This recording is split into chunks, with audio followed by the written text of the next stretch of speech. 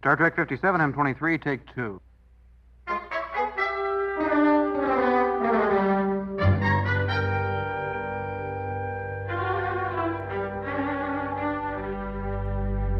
It's the It's Got Star Trek podcast.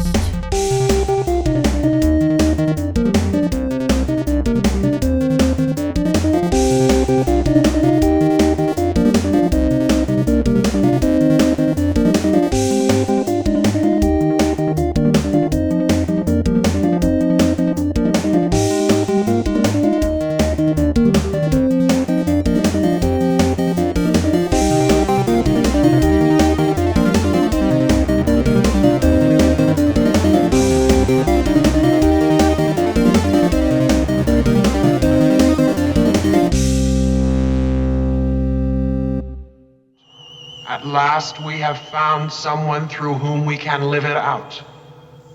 The body of the one you inhabit has its own life to lead. She will accept ours. She will not. She is fighting for her own identity. Her mind will accept our thoughts. Our lives will be fulfilled. Will she learn the way the people on Memory Alpha learned? We did not wish to kill. But you did kill. No. Resisting us killed those people. We did not kill them. The price of your survival is too high. We only want the girl. You can't have her. You're entitled to your own life, but not another's. Hi. Hi. Am I supposed to say something? I don't know. Or was that a pregnant pause? I don't Is that what that's called? know. What is a pregnant pause? I forget. Ooh, that sounds weird. A pregnant pause. It's when you pause, but for a certain thing. Yes, it's an older phrase, but it may still be. Is he bullshitting already? No, I'm not bullshitting. A pregnant pause is Because I've heard it. I've heard it. Of course, it's still in use. It's not archaic yet. It's still in use, but I'd say it's receded in use because it's creepy. When you use pregnant as an adjective for anything other than a person. A pregnant pause is meant to evoke the idea that in the pause itself, which is a lack of something, it is nevertheless pregnant with meaning. It is weighed down. There is some anticipation. Yes, there's something, potential energy. some information is being conveyed in the pause, and I think generally the connotation of that information is that it's maybe a heavy subject or like there might be a pregnant pause when you're Heavy about pause. to break up with a partner, or fire somebody or give them bad news, that sort of thing. Or perhaps they ask for advice on their clothing, and there's a pause because you don't want to give the real answer. That's I'm relieved to hear your prognosis, Mr. Scott. So that was a pregnant pause. I couldn't tell if that was a pregnant pause or not. No, I don't think that was a pregnant pause. No, but no. I was saying it could have been because you could have been saying, you could have been like, hello, and then there was an expectation that I was supposed to go, hello? Yeah. Or there was an expectation that you were going to follow it up with, like, as if it was going to be one unit that you did not want to be interrupted. So there was pregnancy in that kind of pause. I'm not. I don't know how to interpret the sound that Jesse just made, but I'll tell you what my intention or lack thereof was.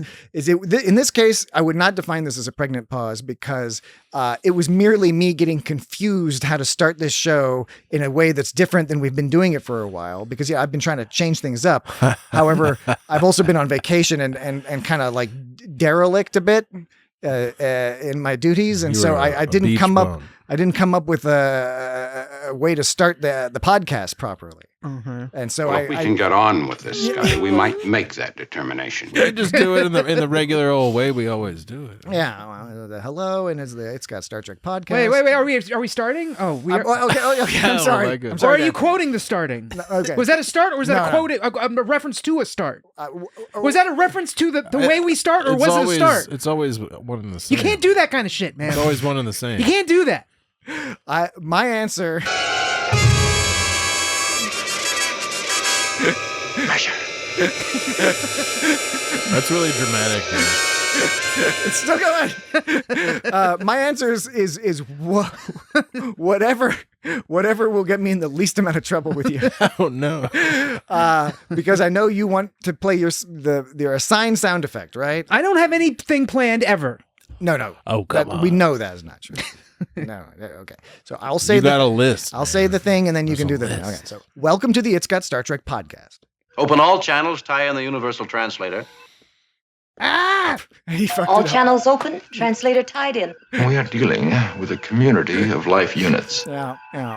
You want to do that again? Yeah. No, let's I'm just kidding. let's keep things moving. I didn't hit the go button. I hit like the edit button. I hit the hamburger. They've got little hamburger menus on these. Weird, dude. Weird. Oh, speaking of Like hamburgers, those three dot menus. speaking of hamburgers, I'm going to do an hamburgers. audible here because I know we haven't mentioned the episode we're discussing or which number it we is haven't of done any of that of this podcast. I hate when I fuck up. We're gonna do this audible here because you mentioned hamburgers. We have a YouTube comment. It was on episode number 251 of It's Got Star Trek.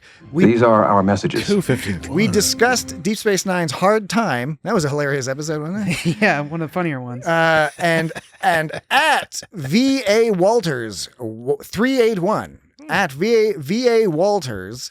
I don't know if that's for Virginia or Veteran Affairs, or maybe it's Virginia. Maybe it's VA. Agnes Maybe it's VAWA. Walters. VAW. Vernon Arthur. Maybe it's VAWA Ulters. It could be Walters. No, VAWA Ulters. VAWA Eltars. Okay, sure.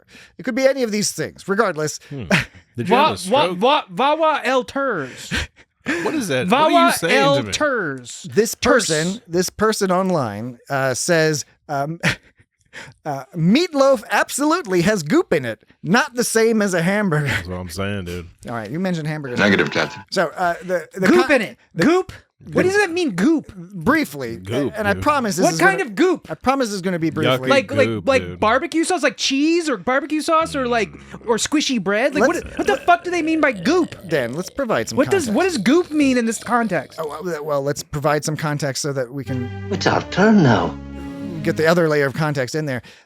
This is in response to a conversation we had during that episode 251 of It's Got Star Trek, where there was a debate. Yes, I remember the debate. Whether or not a hamburger and a meatloaf is the same thing. Identical. Jesse and I, I'm Patrick, by the way. Jesse and I were I'm Jesse. firmly on like the hamburger and meatloaf are not the same thing.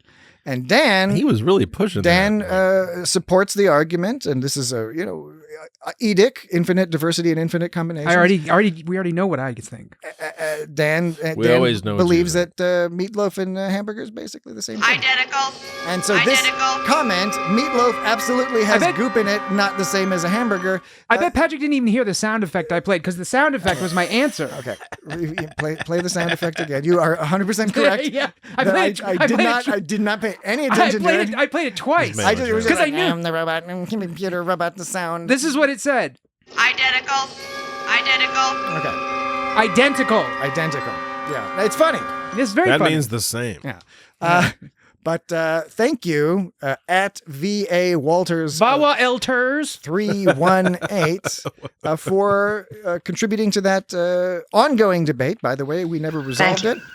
Anybody else, if you'd like to write in to feedback I at think It's that Got pretty much resolves StarTrek.com or find us on social media at It's Got Star Trek.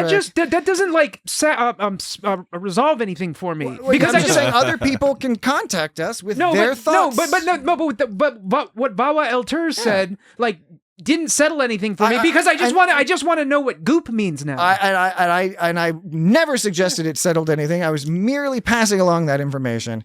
And it's settled. It was an opportune time because you had I've not been able to gather sufficient data for that. You made a comment about a hamburger. So hamburger menu. Yeah. All right. Let's do the other front matter bits. This is episode 342 of It's Got Star Trek. Oh, sweet.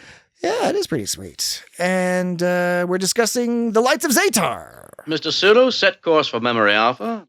Its silence is ominous. I like it. This is the where you get Memory Alpha from. Yeah. And we all know Memory Alpha is a website. There's no H in website. Of course, there's no H in website. It's like it's not like cool with web. Oh, no, we're not. I'm not gonna do it. We're not gonna do it. There's cool ship angles. Yes, Memory Alpha is a website that people go to for Star Trek information.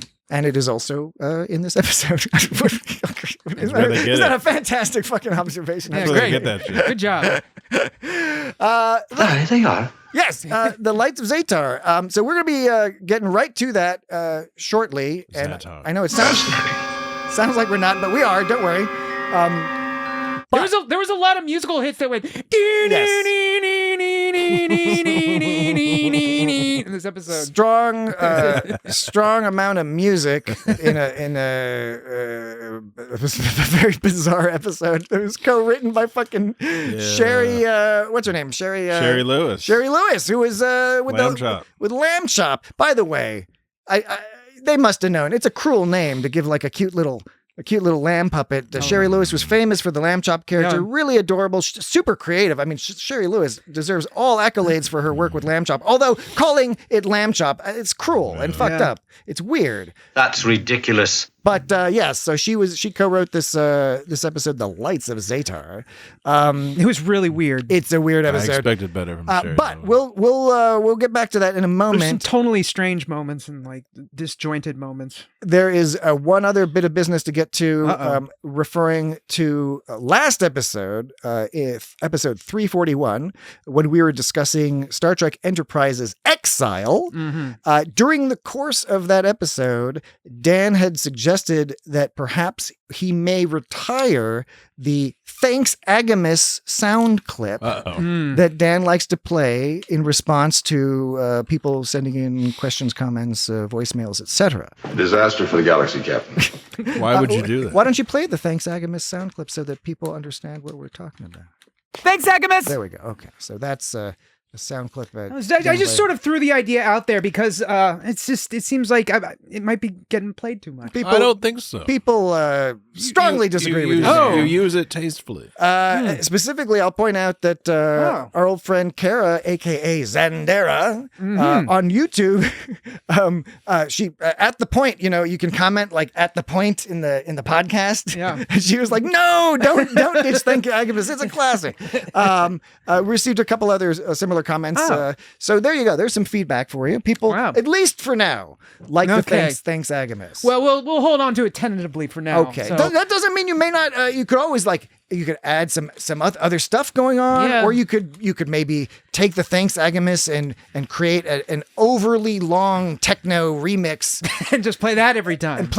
Which I would support, by the way. I know normally I complain about like things being too long, but in that case, that would to me would be comically. I just wanted to make sure it wasn't. I'd be happy. I just wanted to make sure it wasn't getting stale, and I guess one thing I could do is I could throw a few more thanks styles in the mix. The problem with that though is what if somebody specifically wants that thanks Agamus pointed at them and I give them one of the other ones, they might feel disappointed. You have to play on them all like you would. Yeah, I'd have to play do. all of three. If I had three of them, I'd have to play all three of them each time. That'd be even more tedious. Could set up some sort of Patreon tier where you know like, Madness. there's like the thanks Agamus level. Yeah, right. It's like $100 a month. And it goes up from there. Just a crazy idea. There's he's my number one dad. That's like $10,000 a month. He's my number one dad. He's my number one dad. Don't give that shit away for free. He's my number one dad. All right. Okay, so I guess the last thing to ask Dan is, are there any of those old the things you do, the Dan's bits, as we've taken to calling them, the regular features that you'd like to? There is a duty or no duty. Duty or no duty. Okay. There is a list called questions and confusions. Mm-hmm. I bet there is. Yeah, and it's a bit of a confusing title itself. So I enjoy that. Exactly. I enjoy that. There's a little sound thing, a funny sound thing I noticed that does not fit into any sort of category of thing, but it's something I want to play. We can do that earlier or later. I don't care. Funky. It's just a weird sound moment in the episode. Okay. And then there's the triumphant return of That's in Order. Ah, yeah. good. It has been quite some time. Yeah. Yeah. That's so boobly do. One of Dan's Boobly-doo. bugaboos. Bartle-do, man. Folks online. I mean, not online. Whatever. There are 10 distinct life units within it, all powerfully alive Exactly. and vital. The 10 distinct life units that are listening to this episode. Yeah. Go look up if you're not familiar. Exact predictions are hazardous. If you're not familiar with Bartle-do, just go to YouTube, type Bartle-do. in Bartle-do. Bartle-do. I suspect you'll be amused. So, all right. Yep. This week's Patrick's recommendation. That's our new feature.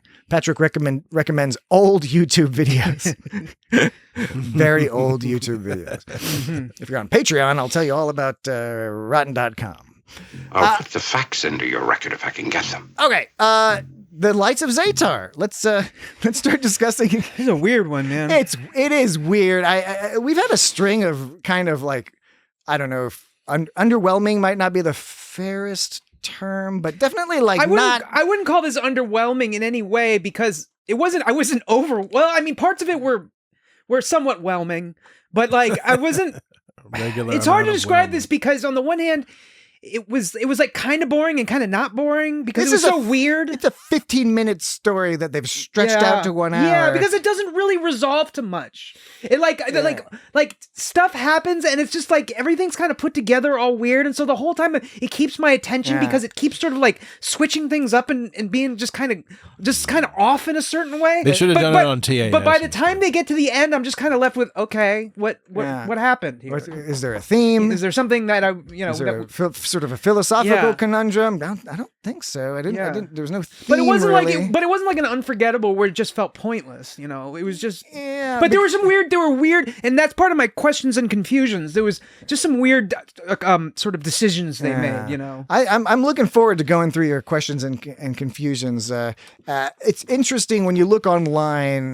This is not. I don't think there are many people who are like, I love this episode. Although I'd very much like to hear from people if you do, and that's totally cool. I don't mean that in a sarcastic sense. Like, quite honestly, I'd be interested in that.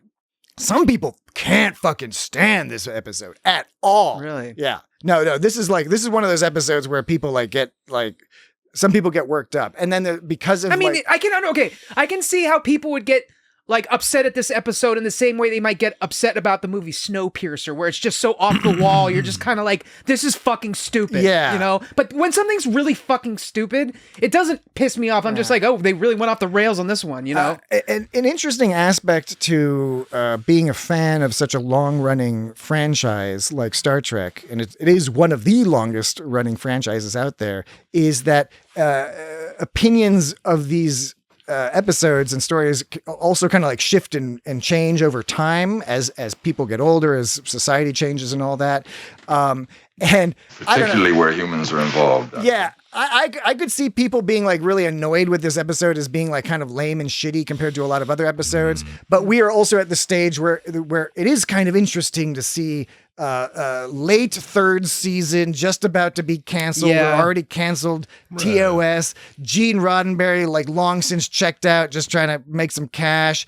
I think Gene Kuhn's not involved anymore. Like basically, it's just like winding down the clock on this.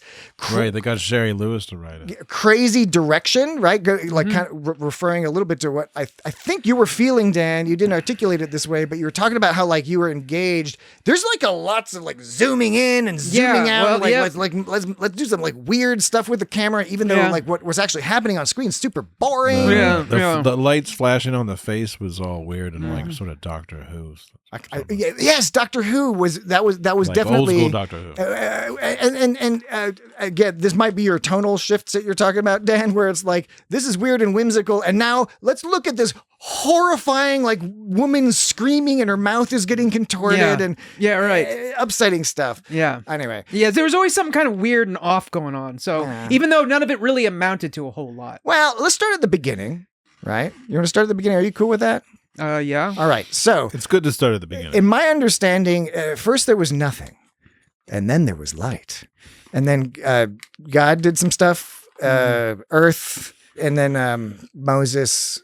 What are you talking about? Well, we're starting at the beginning. We're talking about the beginning of the episode. Are you doing a bit right now? Is this a bit? Are you saying the Bible is a bit? Oh god. Sorry, I'm just goofing around. The beginning of the episode is already kind of weird because it's just like Scotty is like, you're like hot and awesome. You're like this sexy babe and you're so cool. And I don't know. I felt a little uncomfortable by that. And then like Kirk is all like, It was all pretty yucky. Kirk is all like, captain's log. Here's a shitload of exposition. Yeah. Which is the captain's log is normally like a useful tool for exposition, but like when you start to notice this exposition, you're like, okay, they're just trying to like give us a bunch of information so that we can get right to Scotty being weird with this lady. Yeah. I don't know what to say because like a lot of my list covers some of this stuff. Oh, would you like to begin your list? We don't have to, but you kind of look like you want to begin your list. You're literally vibrating. Am I? Yes, your arm is like twitching, and you're like, ooh. No, Scotty, no. I bet your list is a good way, especially if your list goes in chronological order, because there is a lot of like kind of weird and confusing stuff that's happening and like I said, right from the beginning, I'm thrown off by just the camera moves and angles and Scotty in an odd situation while Kirk is talking this weird shit about like going to memory alpha. Yeah. So my first question and confusion is why do they zoom in on Kirk's head at the very beginning? Yes. Like at the very beginning. Now, because there's a reason they zoom in other parts. They zoom in about, I think like 5 or 6 times. They zoom in when on Mira's face, on her eyeball, when she gets sparkly eyes. When she first gets Zetar. Yeah, she gets Zetar during the I now realize that sounded awful because I've never said that out loud before. I just thought of it. And then so the sparkly eyes, I think that happens like it happens twice. It does happen twice. To her, sparkly eyes. yeah. But then it zooms in on her eyes again, and we see she sees the future when unfrozen caveman lawyer is like dead in the chair. Again, another extremely upsetting image. Yeah, I know. Why did they make that guy look like that? I can't even describe why it gives a different reaction to the many other times we've seen dead bodies on TOS. There's a dead Andor. Yeah, there was a dead Andorian. We'll all die. I don't know why that particular image, it was the framing or something. It really discomfited me. Yeah, so it seemed like every time the Zetar stuff was interacting with her, it zoomed in, because there was another time it zoomed in. Those three times it zoomed in on her eyes. 2 sparklies, I think it was 2 sparklies and 1 unfrozen caveman lawyer. But then when she was being interviewed, it zoomed in on her forehead because they were talking about how they were taking over her brainwave patterns, or they were becoming her brain. Yeah. There was some weird distinction they made with it was like life energy or something. There was some kind of like life pattern. It was pattern. It was brain pattern. Cerebral something. It was their brainwave pattern versus her life reading. See, because the way it worked is their brainwave patterns were matching. But that was confusing to me, because if their brainwave patterns are matching, doesn't that mean that they're just the same? They're the same. So play the identical. This is the perfect time to do that. Identical. There we go. Now, Identical. aren't you glad I remembered that? There you go. I'm glad I pointed that out. I am also glad. So if their brainwaves patterns are the same, that would mean that she would be the same as the alien. But at that point, she still had pieces of herself inside. Yes. So if her brainwave pattern matched them, that would mean the alien would have to have pieces of her in it. You see what I'm saying? Because if they match... pause briefly to make You're a comment. You're going to make a joke. This is no, there's not a joke. It's a comment to the audience that Dan is looking at me with an unusual amount of earnestness. I don't know. He's looking directly. I don't know why this deserves a side comment. Normally Dan is like looking at me and looking at Jesse, and we're having like normal conversation stuff. Dan is like really taking this seriously. Are you sick? Lieutenant, you're being completely uncooperative. Man, this episode's weird. So the point I'm making is that when their brainwave patterns match, she is not full on alien. She's still part Mira. So that would imply that the alien would be part Mira, because if they match, they would be the same. But they don't. They're not the same, because there's a difference between their brainwave patterns matching and their life readings matching. Because at the very end, when Kirk told her at the very end to be like, okay, just let him in, just let him take over, and when they started speaking quote unquote through her voice, more on that later, that's when Bones was like, oh no, like he goes, what was the thing? It was life reading. It was the girl's life reading is becoming a match for the Zetarians. The girl. Yeah, I have another one on that. It says the girl's life reading is becoming a match of the Zetarians. She's losing. So apparently when your brainwave pattern matches, you're still you. Like, but when there was like a picture of the wave and it like they all matched it up on that funky screen. That was pretty tight. Yeah, and so that was their brainwave pattern matching, which meant that she still had her inside. But when their life reading matches, that's when it's no longer any Mira left. So that's what was happening again. Because apparently life reading and brainwave pattern matching are two totally separate things. And life reading is a thing, apparently. Well, this is that period of the 60s and TOS is guilty of this a lot, of sort of thinking ESP is science. Oh, right. Right? Any evidence of involuntary or unconscious telepathic ability? A lot of this, Any pathological or unusual empathic responses? yeah, they call them like espers and stuff like espers. that. But real quick on the camera zoom thing, I hadn't noticed that, but you're right. There's a disconnect between the language of the zoom. Means one thing. It's designed to mean one thing, but then they've like put it on Kirk for some reason, even though he's not taken over. Because it was always in reference to the aliens like interacting with Mira somehow, and this one it just zoomed on his head for no reason, unless it was supposed to signify that the aliens were descending upon them. But it still didn't make sense because it was just on Kirk, and we hadn't even been introduced to the aliens, so it didn't make sense anyways. Like I don't know. It just seemed like it looked kind of interesting. It was an interesting looking zoom. The whole episode it stood out to me that there was a lot of camera movement that was unusual for TOS, and it kind of looked it was confusing at times because there's a visual filmic language to everything, to angling the camera up or down or different lenses or when to move it or pan or whatever. And in these older shows there was a lot more static cameras just because they're big heavy machines. So I don't know if they were just like thinking like, hey, we'll get more ratings if we have we just move the camera around a lot weirdly. Yeah, and when they went down to the Memory Alpha place and they went to break. Well, first of all, when they were down there and Bones was talking about it being all dark in there. I love that in TVs and movies. They're like, it's so dark, but like you, as the viewer, you can see everything. But like we can see everything. But in this one, everything. As Patrick Stewart said in that episode of, was that in Extras when he's giving? Was that? You mean love? I think it was as Extras. motivation. I think it was Extras. Anyway. Comparison tape D's brain circuitry patterns of Lieutenant Mira Romaine and tape H brain circuitry patterns of alien life units identical. Okay. Yeah. So you can tell she's not putting as much effort in. She doesn't care. Major Barrett. She's like, I don't even know if the check's going to clear.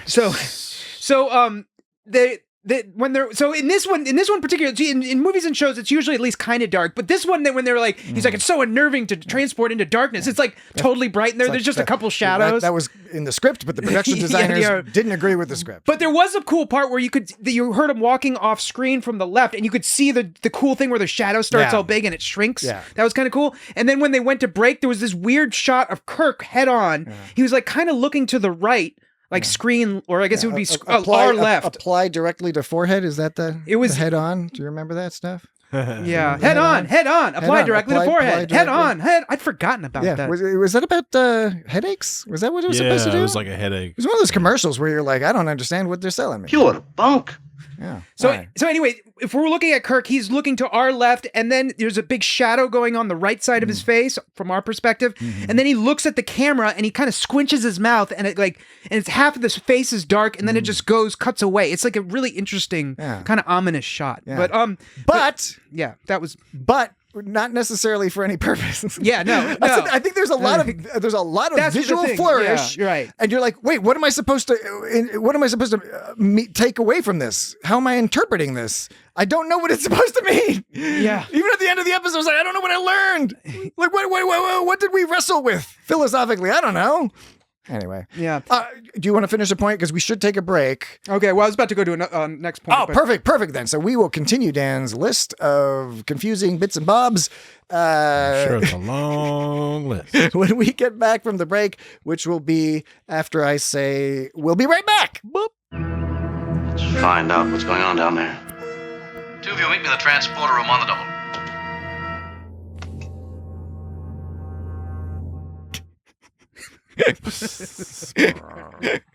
Long.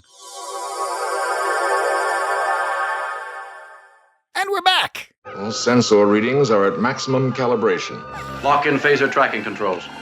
This whole thing is a new experience for me. She from like New Jersey? You know, I don't know. This whole thing is a new experience for me. For me. This whole thing is a new experience for me. This whole thing is a new experience for me. Do you have some family in New Jersey? Yeah, you do, don't you? Dan, I think you got some New Jersey. This whole thing is a new experience for me. This whole thing is a new experience for me. This whole thing is a new experience for I me. think she says Mario. Yeah, both my parents are from New Jersey. All right, good. Just to so that way Dan is allowed to do I'm that. I'm allowed to He's do allowed that. to do that. I've got pure New Jersey blood in me. I'm first generation Northern Virginia, but you're first generation inside the Beltway. yeah, right. But really, I'm from New Jersey. You guys come from good, sturdy New Jersey Garden State stock. Yeah. Rotisserie chicken with French fries, please. Her whole character was kind of interesting because on the one hand, this episode had a lot of exposition, as I said, which was sometimes a little aggravating because they're just like, we're just gonna like explain a lot of stuff to you, and on the other hand, they sort of just give you dribbles and drabbles of information about what was the character's name? Mira Romaine. Yeah. Romaine. Oh, by the way, lettuce. Fun fact: in the original script, she was Lieutenant Kale. Oh shit. No, that was a joke. Okay, that was a silly joke. Audience. I She was apologize. Ensign Iceberg. Oh, no. I apologize. That was selfish. I got exactly what I wanted out of that, which was that moment of looking at Dan's face where he considered what I had just said. And then made the correct conclusion that I, of course, was joking. And then he got that wry little Commander Spinach. Price of your survival. Commander Collins. All right. Price of your survival. Yeah. It's too high. I'm sure in Dan's list, a couple of the things will relate to Lieutenant Kale. So go right ahead. Don't do that. Stop doing that. Do what? You know what you're doing. I could name other things that were derived from I believe all of them come from the Oh, you will not. Turnip greens. No, the mustard plant things. Yeah, the wild mustard. Yeah, because it's like like broccoli and cauliflower and all that shit. Number 2. So, we kind of talked about this briefly earlier, but why was there some weird meditation on the romantic life of a lonely engineer at the beginning? That felt like it was totally different from everything else in the episode. It set her off to be a completely different story, but there was this sort of like, it was this like sort of introspective. They were standing there all mooning sort at of each like, other. What were the... I appreciate how you worded that, Dan, because I was trying to get at that earlier and I wasn't articulating it properly, that it was the whole vibe with the weird like romantic music and stuff. And I guess I focused more on like, it was also like a little bit creepy. Yeah, I clearly wasn't intended to be. What's up with this part? You're the sanest, Yeah. the smartest, Sanest. the nicest. The sanest? Yeah. Is that... nicest? It's a bizarre adjective to apply. Yeah. She's clearly not the same. In a flirty situation. Yeah, is that some kind of like... I can't tell if... I don't know what that's implying. Because it doesn't Sanest. make any sense. It's not like Starfleet is known to be like, there's a bunch of crazy bitches and Starfleet. That's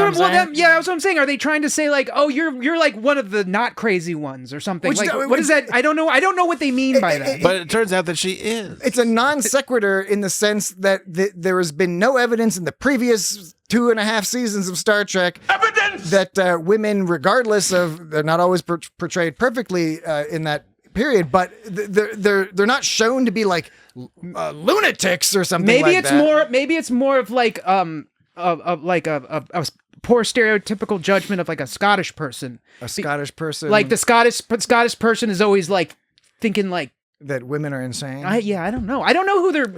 I don't know who they're being disrespectful to here. Now, Dan, Scottish women are. No, Dan, I know you didn't mean to offend anybody. No, I don't want to press you on. I'm just saying there's something there's someone they're disrespecting here, and I don't know if it's women or Scottish people. They seem to be disrespecting this character the whole time. They keep referring to her as girl. Yeah. Like everybody keeps calling her girl. Yeah. This girl. The she's girl. very what was it? The girl. Pliant. She's very compliant or something? pliable. She talking What the about fuck is pliable? Mentally mentally. Were they saying she's easy to convince? Yeah. She's easy to gaslight. That's why these aliens are taking her over because she's so fucking pliable. Well, that's not what I took from it, but that is what seems to be what the episode took it. What they said is, let's see. They being the so this is what it is. The TV show producers. She goes, McCoy goes, no, Captain, not empathic. However, an extremely flexible and pliant response to new. Pliant. I'm sorry. That was the word. I apologize. I'm not trying to interrupt you. I'm sorry. Just getting through a quote here. Yes. Dan, I'm with you. I'm with you, but I'm also sympathetic that Jesse, he heard the trigger word pliant, and he wanted to say it out loud. I understand both of these views. McCoy says, no, Captain, not empathic. However, an extremely flexible and pliant response to new learning situations is highly marked.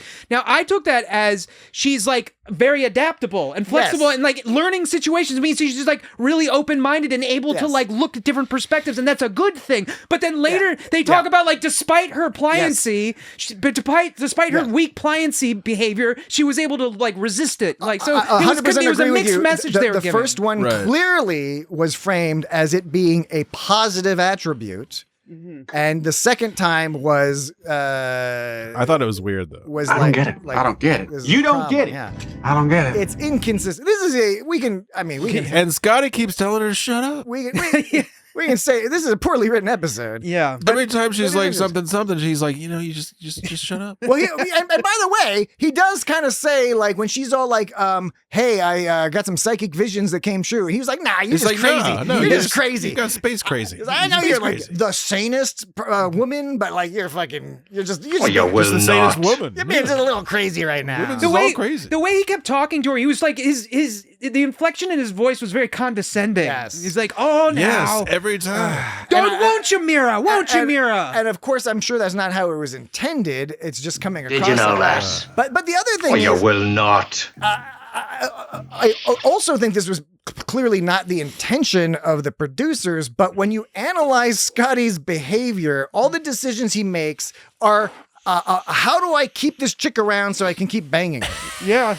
He doesn't want her to go to sickbay and tell Dr. McCoy that she's like seeing visions because he's like, well, I definitely can't fuck her if like they're going to think she's nuts and they're going to put her in some tube or some shit or send her to a starbase to get checked on if she is psychic or not. And he's like, I want her to stay here. So don't go to the, but earlier he was like, go to the doctor. I want you to be healthy so we can have sex. Then he's like, don't go to the doctor because otherwise you'll be gone and then I can't have sex with you. He's always been this great engineer who's like on point and on the job, but now suddenly he wants to leave his post to go like hang out with her when there's That's why they needed to put Kirk's crazy stuff at the beginning where he's like Scotty's getting fucking old and horny. Right. So right, and so they already have like a doctor's taking care of it. There's no reason for Scotty to be there. Him being there is like what I guess emotional support, but they need the ship support more than they need her emotional support.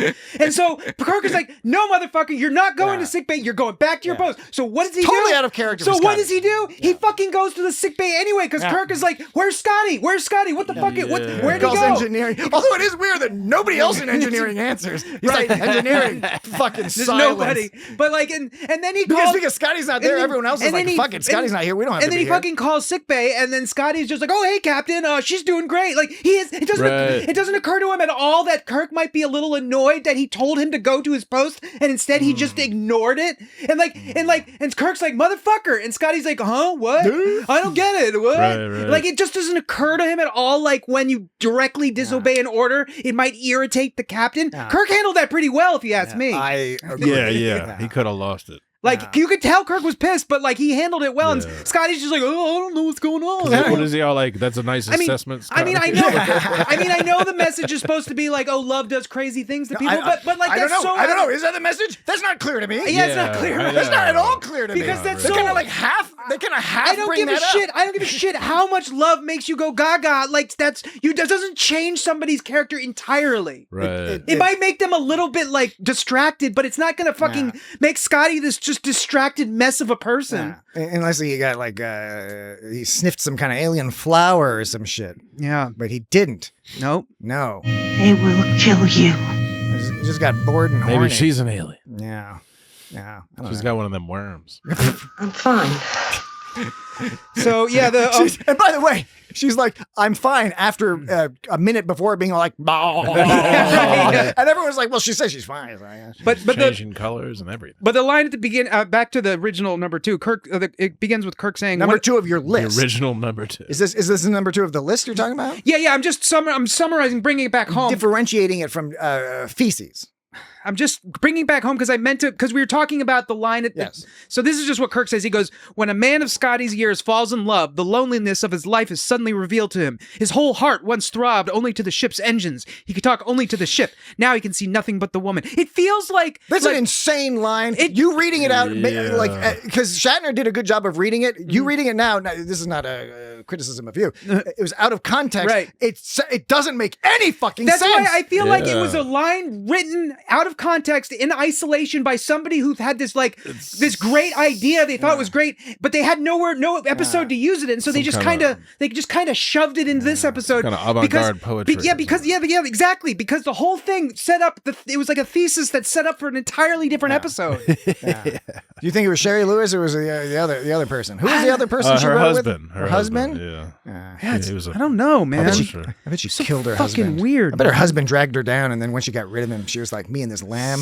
Yeah. We're going to take over the fucking world. Number 3, why does she get so fucking pissed in sickbay? Why is she so fucking angry? She's like, she goes, she's all like, yeah. She's like, yeah. She go, bam. And go, whoop, whoop, whoop. There is nothing more I can tell you. Absolutely nothing. She gets all pissed off. Right. Well, they're being dicks to her. Well, no.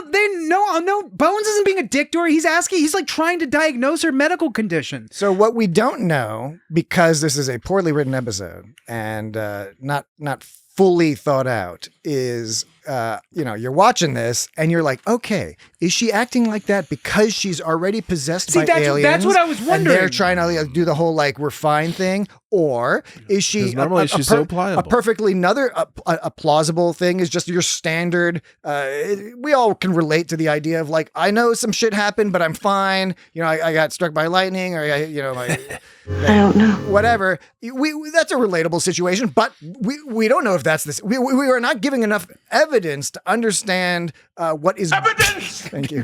What is going on here? It's similar to the zoom in on Kirk when I hypothesized that maybe that's like the aliens descending upon the ship, but there's no way for us to fucking know that. Just like this one, I also thought about that later. I was like, well, maybe the aliens are taking over her system, and that's what's making it irritable. But there's nothing that indicates at that point that she's being taken over by an alien, and there's nothing in that episode, even to the end of the episode, that indicates that an alien taking over someone would make her angry in that way. It's just the behavior didn't match her, and it didn't match how the aliens were behaving in her. It just seemed like some kind of random side effect that we don't know anything about the aliens taking over. But there was nothing to derive from that. It doesn't help that we don't know this character, and that they didn't really do a good job of characterizing the character before the character started acting in an uncharacteristic way. If you get my meaning. Yeah, right? I get Perhaps they did not understand. Because we meet this person, we're given some very quick exposition. Scotty's all like, la, la, la, la. And then she sees some lights. Nothing. Everyone else has some problems, which is that's kind of cool sci-fi stuff. That each person, their brain was affected in a different way. That's kind of neat. it was cool. My sensors were inoperative. In her case, they were like, oh, this seems like a compliant, pliable, gaslightable lady. We'll zap her with our brain code or whatever. Again, interesting sci-fi concept, but we don't know enough about her to know whether her uncharacteristic behavior is just her being the typical Starfleet officer saying no, I just want to get back to my job, versus which is a normal trauma response, right? Nothing wrong with that, but you got to be told that somehow filmically. Yeah, exactly. All right. So, number 4, this is maybe easier to answer. Why was their voice all gurgly? I guess it's because they were trying to take full control of their body. At the end, she finally speaks.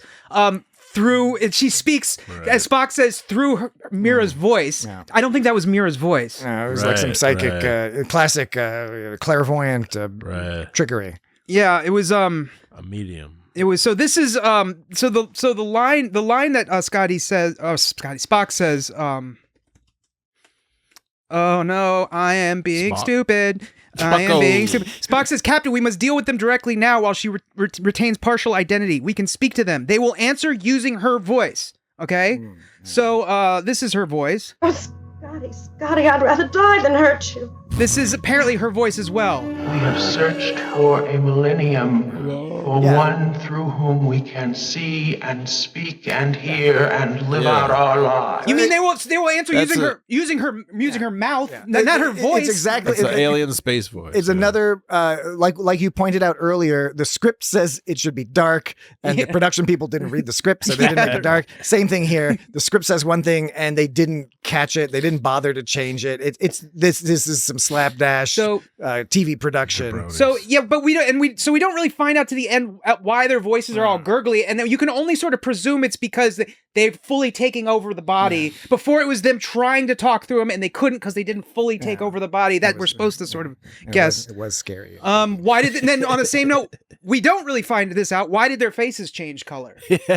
Just to be weird. Yeah, just to be weird. Just to be all Doctor Who-y. I guess because it's like the sparklies or something. It was upsetting. Oh, here's one. When they transported back from Memory Alpha, they all transported back fine, but she got stuck in the transporter. Yeah, what was up with that? Why did she get stuck in the transporter? And she was already and how did that affect? possessed. How did that affect anything that happened in the episode? Not at all. They weren't good enough to They provide. were just like, "Where's Mirror?" Any exposition. That would be a good point for like Kirk to be like, "What's going on?" and Scotty being like, "I don't know. She doesn't appear to be like a full human." And the computers can be well. No, they're not going to tell us that. No, it's just like Scotty wasn't fucking paying attention. Was it supposed to be like a moment of tension? It's like, oh no, I hope she makes it through. But it's just like, oh, she didn't. She was delayed for some reason. And Scotty slides buttons better, so like he was able to get her all the way through. I guess there was something they were trying to convey to us that I wasn't picking up on. I was not picking up what they were putting down. None of it. They weren't putting anything down. They were putting very little down. Yeah.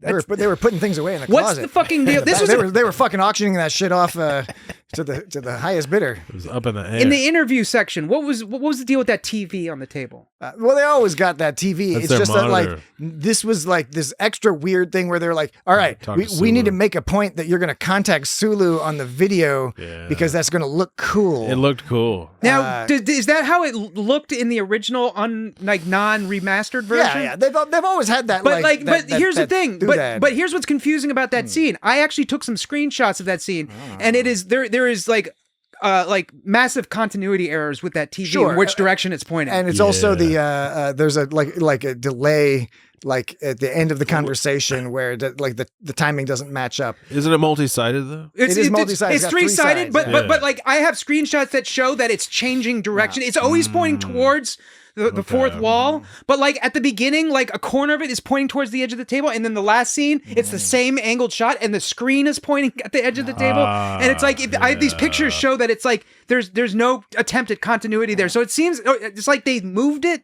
Or I don't know. It just looked really out of place. Because in the 1960s, the producers they weren't figuring on you being able to screenshot still frame. You see that a lot you see that monitor in TS a lot. Yeah. And it doesn't change direction, I believe. Yeah. Okay, here's the audience. They don't care about question. If there were two, they don't care about continuity. If there was continuity, continuity. Is it continuity or continuity? We've had this discussion. I know. I know we've had it so many times that I forget which one you say is correct. Because I think you are correct. Oh no, you like continuity, right? It's continuity. Is it? I thought I was the one that liked continuity. No, you say continuity. No, I say continuity. No, you don't. You say continuity. I thought for sure.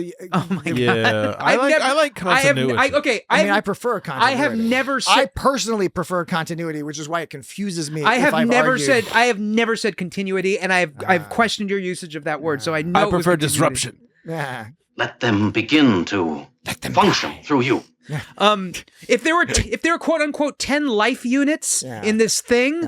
Why could they only inhabit one person? Why not 10 different people? And I thought they said that they were like the 100 or something. Yeah, the last 100. Oh yeah, right. Yeah, the last 100. I was confused about the numbering too. Maybe some of them died. I don't know. They didn't mention that. That would have been an interesting thing to mention. And then they all fucking. I know. That's the funny part. It's like a very non-Star Trek ending. It's like let's fucking exterminate these people. We're just going to kill these people. So they were when they were fucking with Uhura's hands and Chekhov's eyes and Sulu's speech. Were they just searching for a host suitable that fit all all of them, basically. Yeah. My interpretation of that Why was, just one? was basically that, but was that they were like zapping people with their little light flashing program, and it affected different people differently, and that She was so pliant. Commander Kale was the only one who was Commander Collard. All of her brain functions were controllable. Like they were able to control like single parts of other people's brains, but hers they were able to like do the whole thing because she is so fucking pliable. Well, see, here's what Pliant. Spock says. Captain, we are dealing with a community of life units. Their attack is in the form of brain waves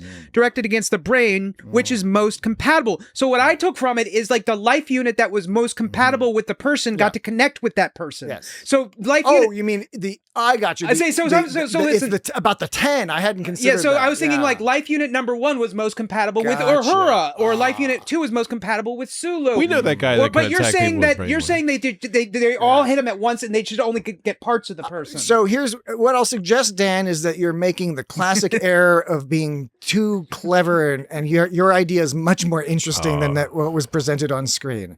I don't know if that was the intent or got lost in the way, because like, yes, as you're describing, that's actually kind of an interesting problem for the aliens to have, to be like, because we're 10 units, different individual units, what's the fairest thing? Do we go with who's compatible with one person, or like that's kind of all of us compromise? But of course, none of that was actually even hinted at in this episode. So this is a part I'd like to play a sound thing. So this is when they were like, No, it was speech that was affected.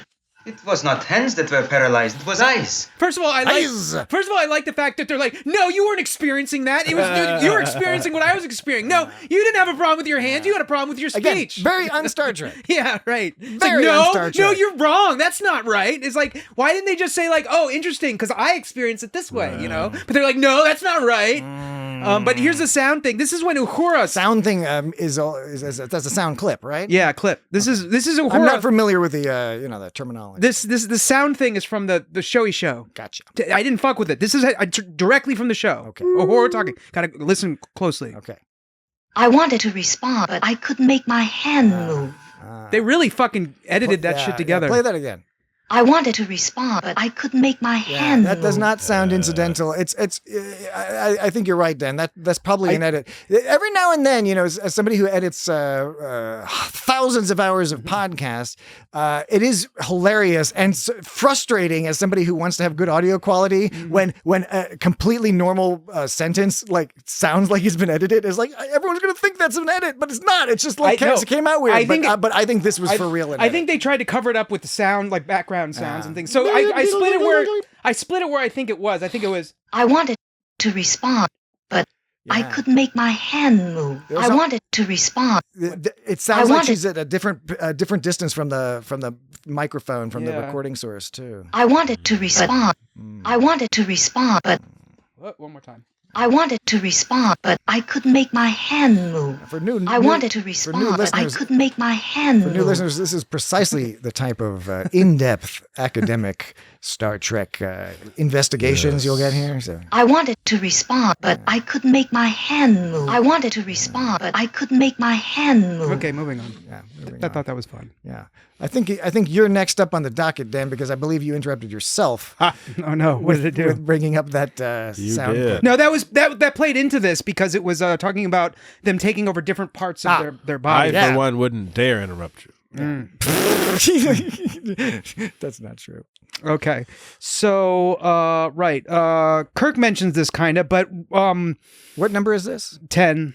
Number 10. Yes. Whoa, how did we get to 10 already? I'm trying to speed through these.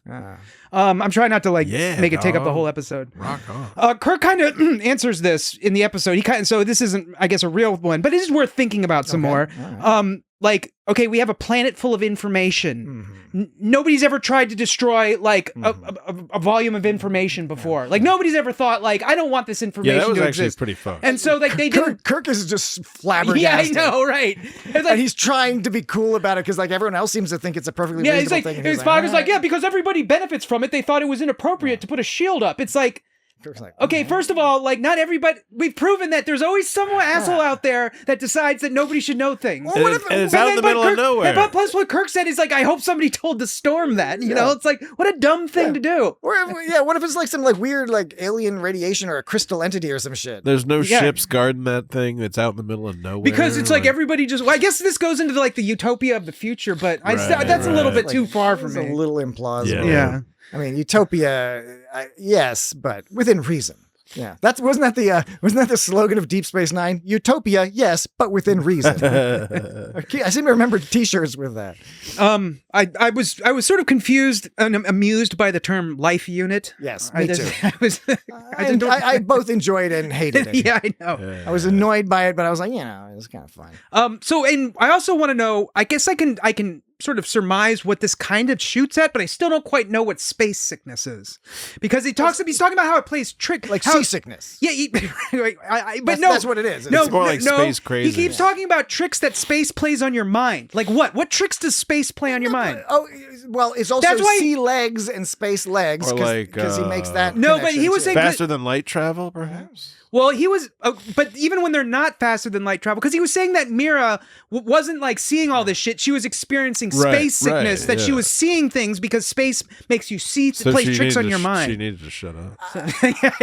I didn't take it as you will not. Anything alien or mystical. I took it as an extension of like sea legs. No. In that you experience weird things. I know. I never said it was. I never said it was mysterious or mystical. I'm not accusing you of anything. What I'm just. When you started the sentence with, I don't think it was anything mystical, that implies that somebody else did say that. No, because why would you specify that if nobody already specified that? I was, in order to clarify my point, had nothing to do. It was just saying that like one interpretation could be that space itself is mysterious or whatever. I was saying like I think it's just you don't see the fucking land for a long time. Here's the thing. I know that it's like a version of seasickness. I know they're trying to make a metaphor to because space is all sea stuff, right? Yeah. I know it's a metaphor for seasickness and sea legs and all that shit. But the point is what about like you don't start seeing shit because you're on a boat. You don't. Your mind doesn't play tricks on you. Like what? And plus, they're on a fucking like. A house. They're flying. They're living in a house that is floating through space. Right. Like it's not a like luxury house. They've got inertial dampers. They're not subject. They're not subject to the elements. They might as well be like in a mansion somewhere, like sipping jippers on the beach or whatever. Precisely, sir. Dan and they got jippers in that replicator. I'm 100% in agreement with the vast majority of your points.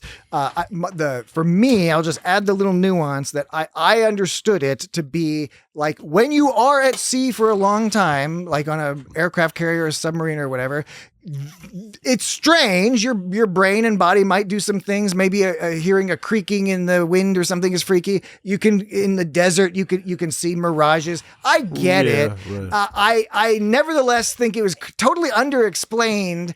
And again, was in service of Scotty being like, I would like to keep having sex with you. First of all, the desert, the mirage thing in the desert is a combination of like sunlight refracting off shit, plus you were dehydrated. Yes. Okay. Now, sea legs is because your shit's all moving around. You are in a fucking floating house that you're not feeling any elements. But you're not seeing green grass. Yeah. You're not seeing blue sky. But that's not going to make you fucking hallucinate. But maybe it makes you weird. If all you can see out the window is space, then after a while you start seeing things. I'm not saying that doesn't make any fucking sense. It's perfect. No, it doesn't make any sense. There's nothing plausible. So like if it's a sensory. It's your first deep space mission. So if I live in my basement for a month straight, I'm gonna start seeing things in the basement. No, I won't fucking see things. Maybe a year straight. I mean, there's a 5-year mission. No, I won't. Dude, I don't buy it. I don't buy it. I'm not saying I don't buy anything about. I think it's perfectly plausible. I don't think think there might be a psychological impact to living on a spaceship for a long time. Just in the same way as in what was it? Enterprise, wasn't it? Like Are you talking about Vox Sola, the one with all the semen, the semen episode? No, semen? You just wanted to say that. Yeah. When Malcolm Reed tells Hoshi that she was imagining shit when she saw a dude in a Tarquin in Exiled, And like, he was dismissive. It was dismissive because he was like, just the other night, I thought I heard a Zindi. And it's like, the difference was he knew right away that wasn't true. Yeah. But she, even the next day, was still like, I know I saw this thing. Like, if somebody is convinced they saw something for more than a day, chances are they probably really saw something in that situation. Yeah. That's what I'm saying is happening here. Mira is suffering the same shit that fucking Hoshi was, where she sees something, she isn't like, oh, I must have just been imagining things. Like, in her head, it's fucking real for days or hours or whatever, and suddenly, but then Scotty's coming up and saying, oh, you're just imagining things. Like, it's the same fucking, it's the same fucking scenario. I agree. So I'm saying that space sickness does not make someone hallucinate in that way that she did. Now I would believe that space sickness could do something to you, but to her, what she experienced, no, thank you. I don't think so. I don't think so. Maybe there's no such thing as space sickness. Really, it's just. I just think it was exaggerated and hyperbolic at best. And we're going to take a break in a moment. Dan, the first part, agree with you. Scott is being dismissive. I think he's dismissive the whole episode. That's unrelated to whether or not there may be a psychological impact to being away from. It's not unrelated. Being away from no. You're asking me. You're asking me to like admit that you're right, and I'm not going to admit that I am right because space sickness is not going to make you see the same things that she saw. Okay. And it's not going to make you see the same things that she saw. Well, space sickness might make you like have a hard time sleeping. Well, you see, that's why he's incorrect and just way wrong. It might make you. It might make it. Maybe it's difficult to sleep or something like that. But it's not going to make you see the shit that she saw. We got to take a break, and when we get back, have you ever been on a spaceship? We will. Yes, we will continue. We will continue Dan's list, but we will also be doing this week's edition of Where the Hell Have I Heard That Before, and then concluding our discussion about this episode with there's a that's an order, there's a duty or no duty. So I want to make sure we have enough time to get to those. So we will be right back. Stay away, Scotty. Stay with us, Mira. Please stay. Stay. There's a lot of stays. Yep.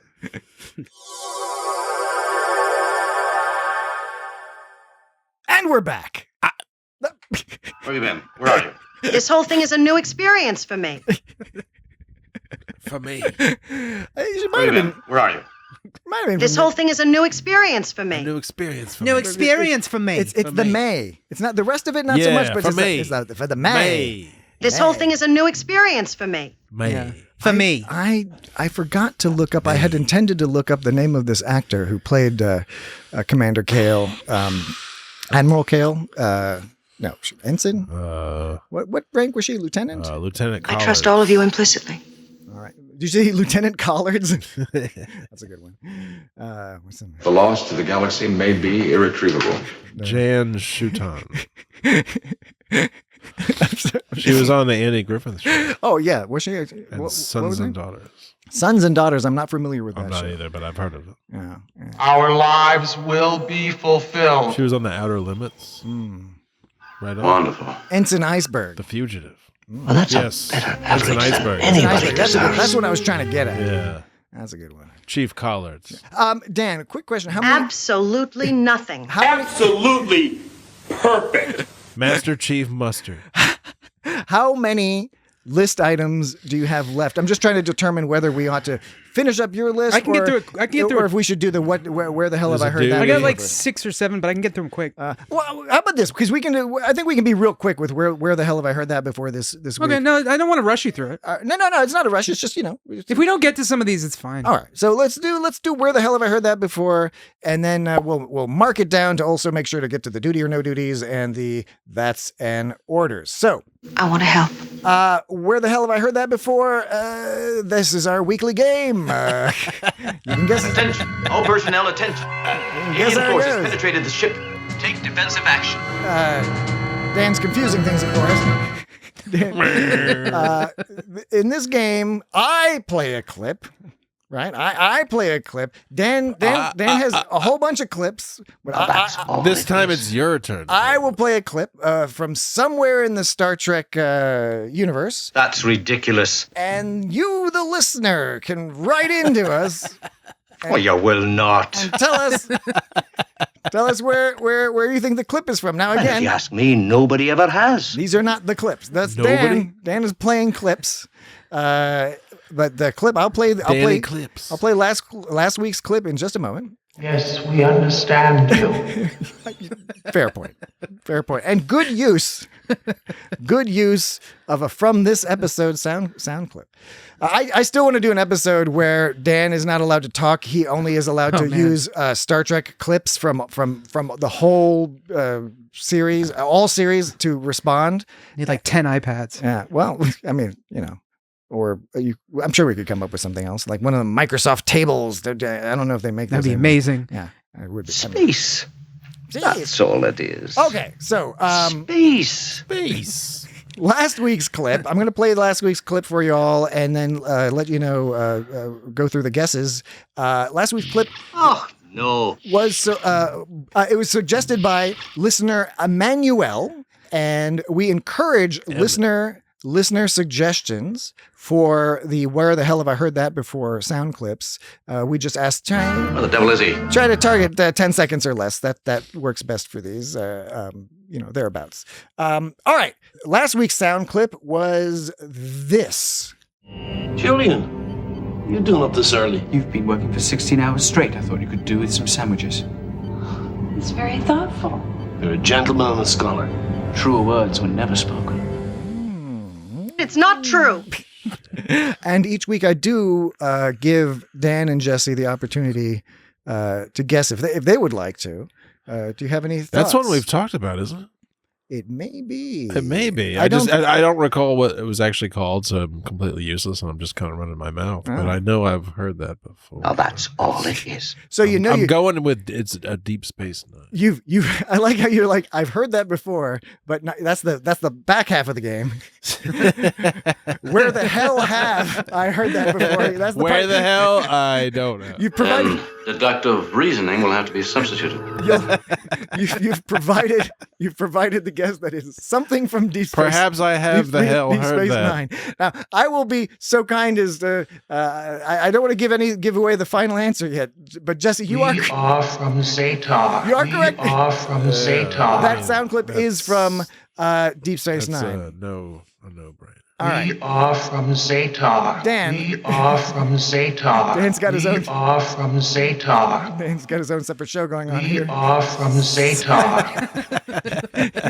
Do you have a guess about last week's clip that was submitted I wasn't by listening. Emmanuel? Okay, all right. It was Julian. True words have never been spoken. You're awesome, Julian. Okay. Yes. Our first guess is from what I'll say anonymous, because that person says, please keep me anonymous. I don't have a guess as to where I have heard that sound clip before, because I have not heard that sound clip before. Therefore, I question the validity of this entire game. So, fair point. Fair enough. Why would somebody write in just to say that? I think they're being funny because it's true that we're funny guys. If you haven't actually heard that sound clip before or cannot recall hearing it, then cannot recall the premise of the game. The rest of the game doesn't work. So there is some small requirement that you have heard the sound before, which is not necessarily going to be true in all cases. I haven't had a single response worth noting.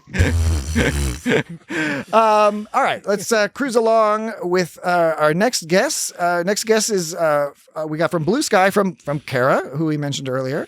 Kara says WTHHIHTB : it's a fake. That's a shapeshifter in Julian form. All right. That's a shapeshifter in Julian form. All right.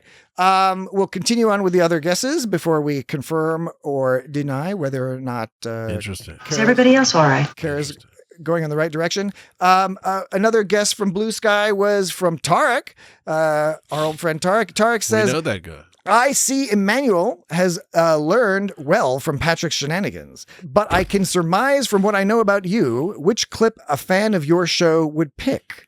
Right? So Tarek is saying that Emmanuel knows that we try to be a little bit tricky or gimmicky with the sound clips we select. Right. Yeah. And so Tarek is suggesting that because he understands that Emmanuel knows that, he's now using some logic to pick that. Yes. So Tarek goes on to say, clearly this is Bashir from Deep Space Nine, but you would know I would know that. So you'd try to trick me. So it must be Bashir from the crossover episode with TNG. Oh. But you know I'd know that. So clearly I cannot choose that. My intellect is truly dazzling, and I haven't even gotten started yet.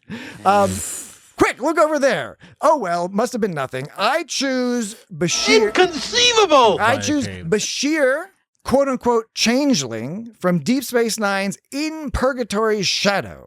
Inconceivable! Bringing food to Miles and ignoring Dax, which is how we should have known he wasn't the real Bashir, as the real Julian would have tried to hook up both of his unrequited loves. There, I'm sure Tarek is referring to both O'Brien and Dax. Inconceivable. Tarek goes on to say, referring to last week's episode, Exile, with the character Tarquin, Tarek says, hearing Tarquin and creepy made me feel bad because it sounds too much like Tarek. So Tarek is definitely not creepy. He's a bummer. He's awesome. That Tarquin guy was totally creepy. Yeah. All right, that's a good and thorough guess, Tarek. And the last guess was an email from Amy. And Amy says, this week's WTHHIHTB is from Deep Space Nine, Season 5, Episode 14, In Purgatory's Shadow. It took me a while. So she's probably correct. It took me a while to place this episode until I realized that Bashir's voice sounded creepier than usual. That gave it away. I think this is an episode where Bashir is actually a changeling. So, congratulations to all, Kara, Tarek, and Amy. You all provided pieces of the puzzle there. It was Deep Space Nine's In Purgatory's Shadow, and that is an episode where we discover that Bashir has been, for some short period of time, in fact, a changeling. You can talk over the applause, Jesse. I think it's sort okay. of daunting that like smart people listen to our podcast? It is. It makes selecting these sounds scary. It makes selecting these sounds challenging because we have cultivated an audience of highly educated, at least with regard to the Star Trek canon. People know their stuff. But very good job, everyone. And now it's time to play the clip from next week's. Yes, it's going to be on next week's episode. But is this week's clip? I don't even know how to. I've never been able to parse this properly. So anyway. Identical.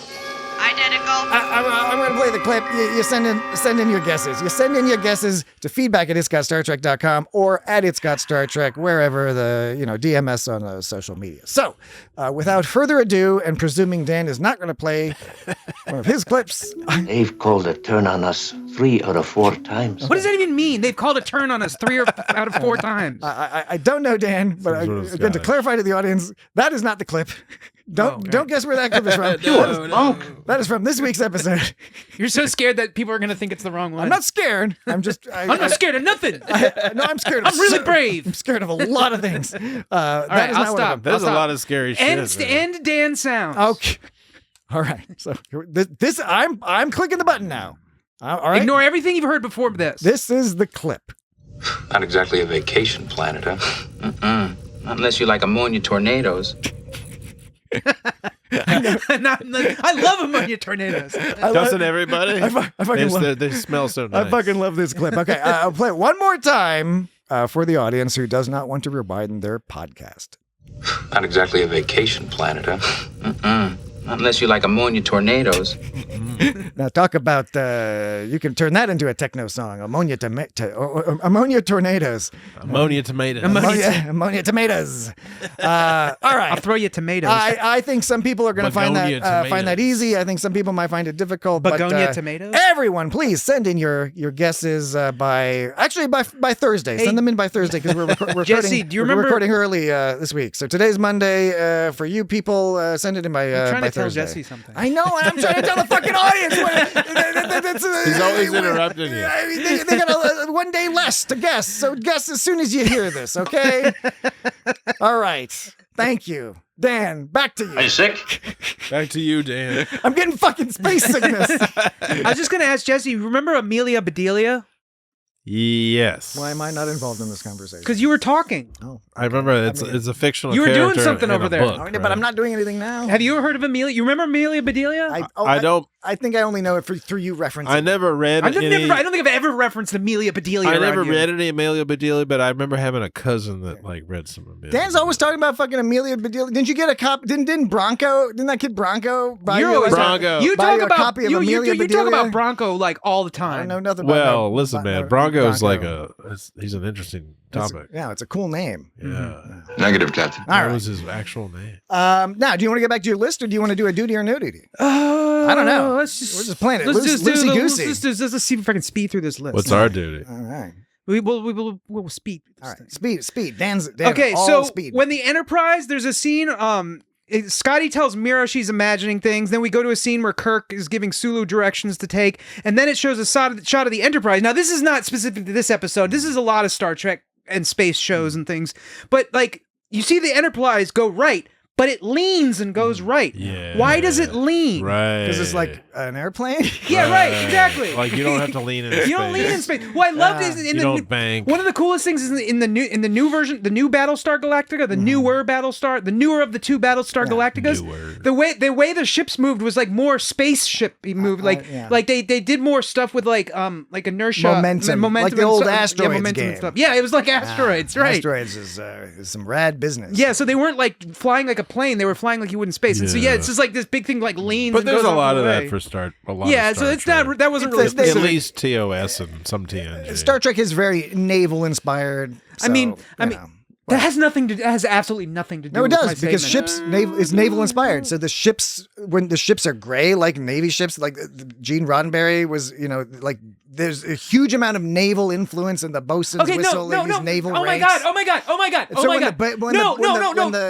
the ship is sort of banking to me, it's like, so frustrated. It's like a fucking boat. I don't understand. I think it's a 100% valid point. No. What I'm saying is like, yes, we've already established that I understand that the analogy between space and sea stuff is very close. Like the bosun whistle, all this. Yes, when they talk about being out in space, it's like being out at sea. And it's very obvious. Yes, I'm saying that the ship turning is not influenced by the ocean, the sea stuff. It's influenced by space, like planes. When planes leaning, because when a jet goes right, it leans right. That is more the ship, like planes. The ship, the Enterprise leaning right is more analogous to a plane than a ship. Yeah, but a boat also will like lean when it turns. But it leans more like a plane would lean. Do you guys ever think about how like your brains work like in completely different ways? No. And like, but somehow you still manage to say stuff to each other. No, sir. You know what? That's well observed, Jesse. I think we can quit the podcast. we no longer require this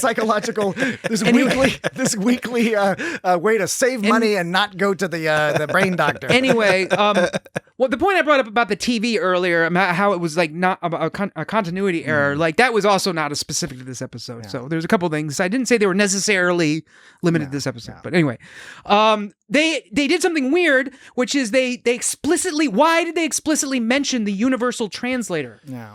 Like, I thought that was just a plot device. Yeah. It was just something they have to... It's just like sort of their version of technobabble. Yeah, and so he goes, Lieutenant Uhura, open all channels, tie in the universal translator. Tie it in. That's just supposed to always be going on. You're not supposed to mention it like that. You don't have to activate it. They're just trying to stretch out this fucking episode. Like I said, this is a 15-minute story stretched out. They just had to add some like lines. It should have been a TAS. Like, I don't know, did the concept of the universal translator begin at this episode? No, I didn't think so. Like, why did they... It was just... it's a poorly written episode. Yeah.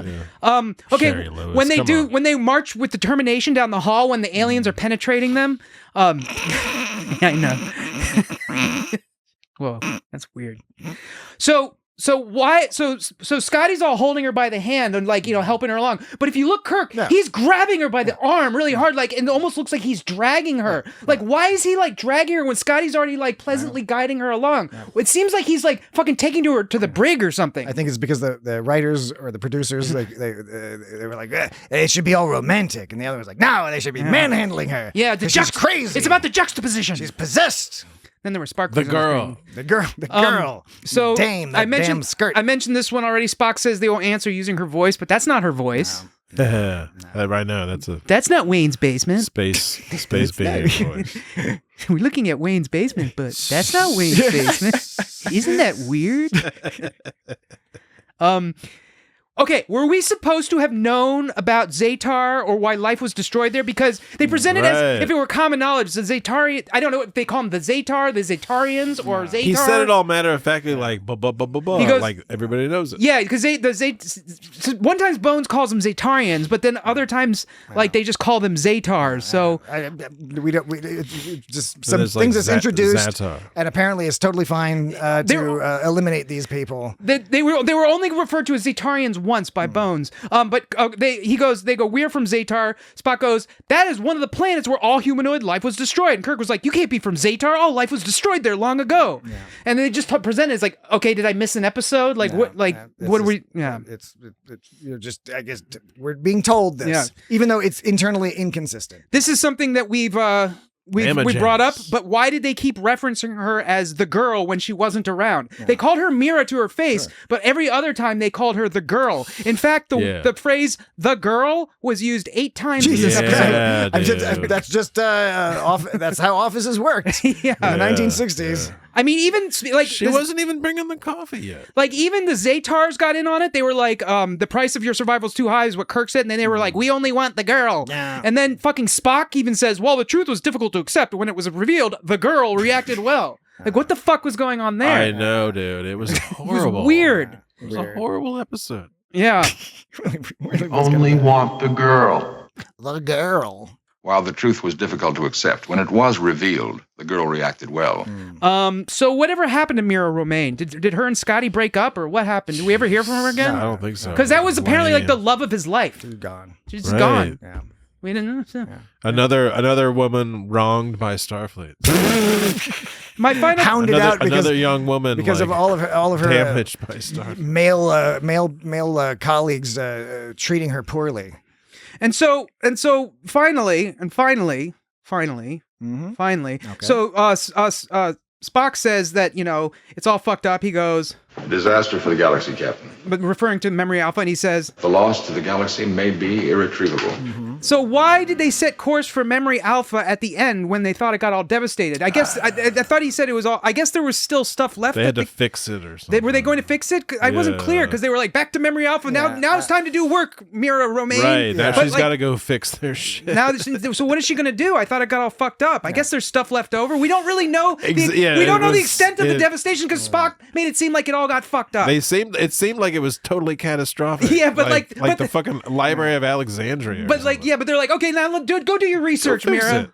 Like, I guess someone will take care of the bodies first. I mean, like, I don't know what internally inconsistent. Yeah, and we've joked before. Actually, not even a joke. We've observed, and it's not our own observation that, and sometimes Voyager was particularly guilty of this.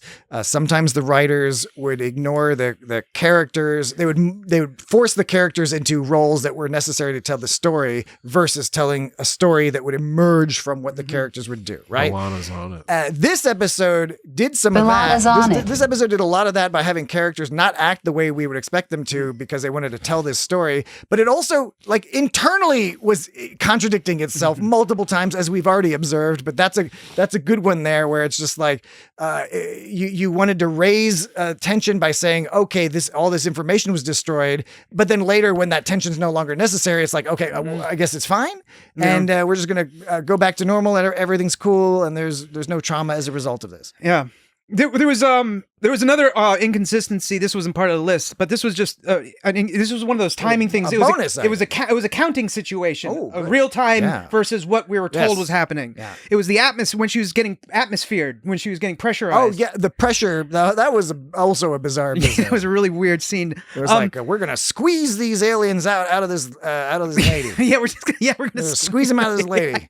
And in the process, apparently turn up the pressure. Genociding this race. Yeah. While being aggressive, yes, they are endangering the life of this one human, absolutely. But this Star Trek episode, Star Trek of all fucking shows, did not even remotely approach the philosophical question of what is the value of the last remaining people of a race. They just it was just like one human life. They already died, and they just have to accept that they're dead. In Starfleet, you know you might die protecting the ideals of the Federation, again, which apparently do not in this episode include minor, perhaps, but genocide nevertheless. Where would I stand? And everyone joking and happy afterwards. They're like, you remember that hilarious time we just like we squeezed an entire race of people to death out of a lady, out of that broad that Scotty was banging. Right. Yeah, the funny ending was everyone was in agreement with each other, wasn't that? Right. That was oh yeah. This is the first time everybody. By the way, in my notes here it says Kirk at the end was like, Jesus, you guys are all so fucking obnoxious. It's like while Kirk was joking, the look on his face was kind of like, this is what I gotta fucking deal with you, fucking assholes. So the Kirk says, pressurize the unit. Bring pressure. Sorry. Yes, unit. I said unit. Look at the unit on that guy. Holograms? He says, bring pressure to 2 atmospheres and then increase 1 atmosphere per second. That's a lot. Continue increasing per pressure. second is a lot, yeah. Yeah, so I counted this. Okay, so and I was conservative rounding. Like I tried to I didn't short it, but I rounded it to I shrunk it to the closest 15 seconds. So it was less than it was not much, but it was a bit less than. And so let's say that it started at 2 and started increasing at 44 minutes and 30 seconds into the show. Well, let's say that. Okay. Yeah. And then let's say they stop at 46 minutes and 15 seconds. Wow. So that's 1 minute and 45 seconds, right? 1 minute and 45 seconds at 1 atmosphere per second. Yeah, it was 60 plus 40. She should have been crushed. So I think it was something like by 46:15 she should have had around 107 atmospheres of pressure on like her. those bastards in the submarine.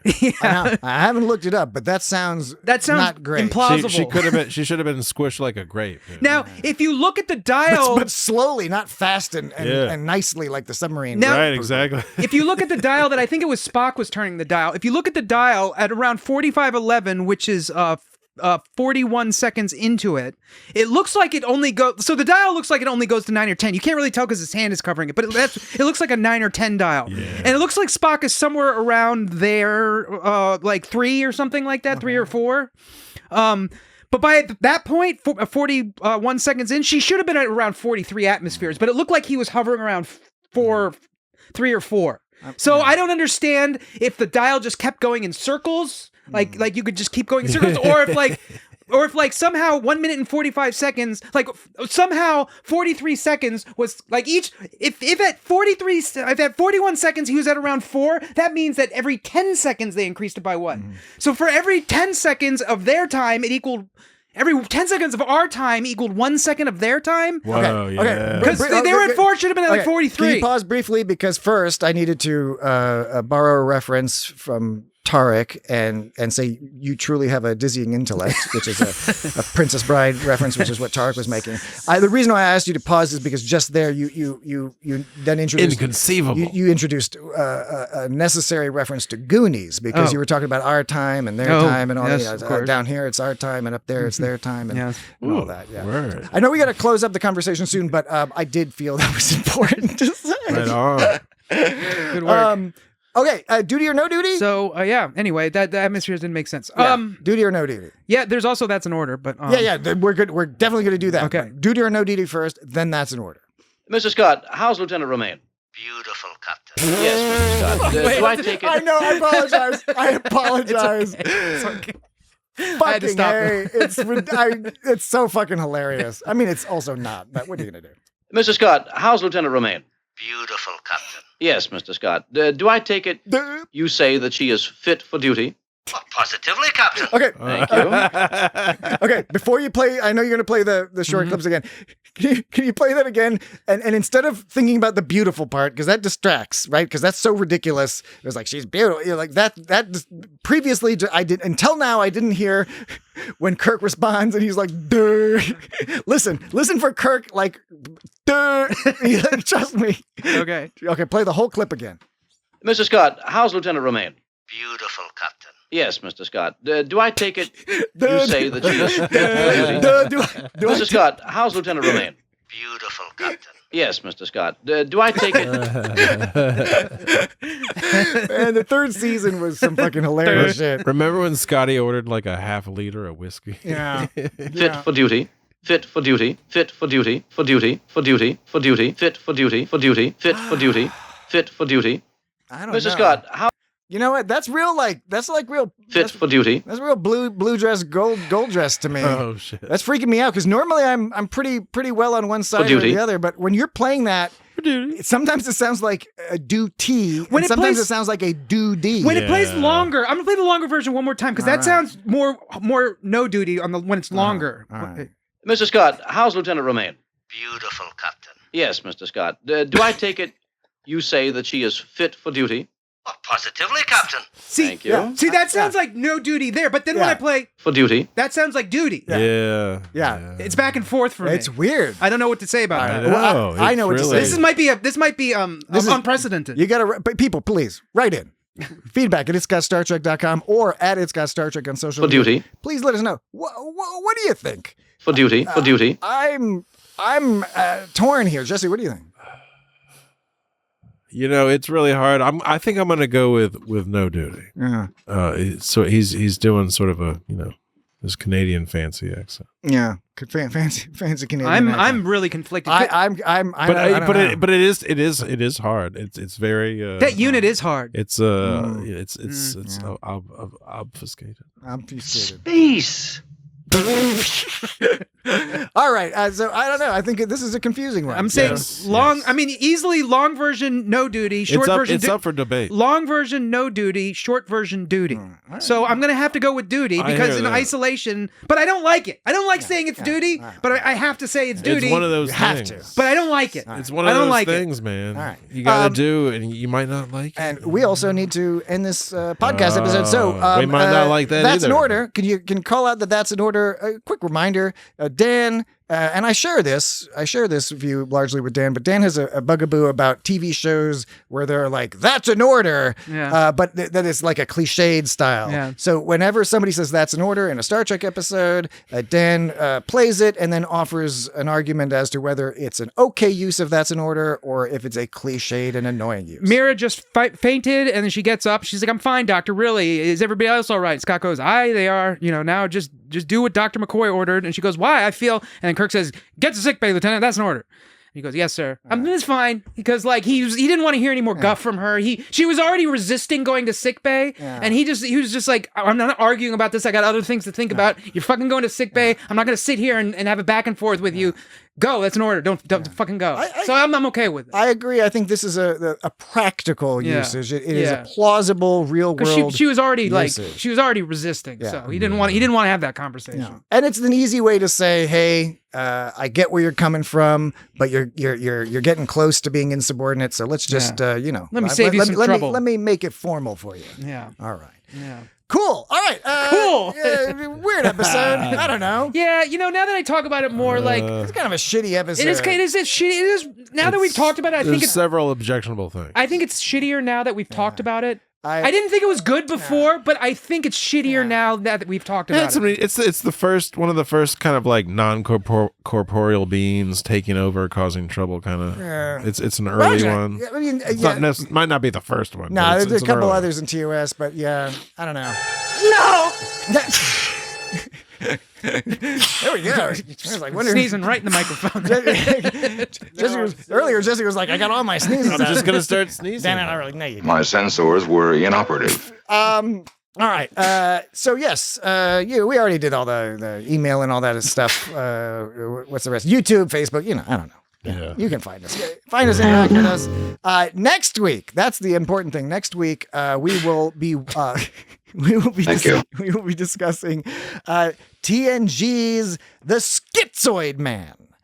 Captain, we are dealing with a community of life units. Look how he said. Listen how he says that. He goes. We are dealing with a community of life units. He goes. We are dealing. Yeah. We are dealing with a community of life units. It's like when Kirk goes. Duh.